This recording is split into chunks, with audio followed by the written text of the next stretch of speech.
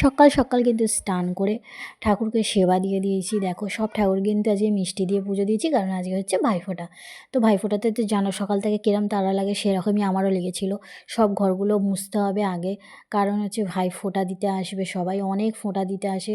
আমার ছেলেকে, আমার বরমশাইকে, সবাই, দাদুকে, আমার শ্বশুরমশাইকে সব ফোঁটা।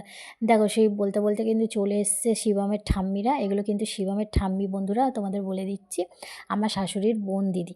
আমার শাশুড়ি কিন্তু এখানে 3টে শাশুড়ি, মা শাশুড়ি এগুলো। যাই হোক, এটা মেজো শাশুড়ি, যে গ্রিন কালারের নাইটি পরে, আর লাল কালারের নাইটি সবথেকে ছোটো শাশুড়ি। দেখো শাশুড়ি মা কিন্তু এখন ফোঁটা দিয়ে দিচ্ছে, ওর ঠাম্মি আর কি, শিবমের ঠাম্মি এখন ফোঁটা দিয়ে দিচ্ছে। আর শিবম তো শান্ত হয়ে বসেই না বন্ধুরা, তোমাদের কী আর বলবো, এত দুষ্টুমি করছে। আচ্ছা, তোমরা কারা কারা ফোঁটার দিন এরম এনজয় করো আমাকে অবশ্যই কমেন্ট করে জানাবে। দেখো মিষ্টিটা খাইয়ে দিচ্ছে, ওর চিপসটা নিয়েই, ওর চিপসটাই হচ্ছে সবথেকে ফেভারিট।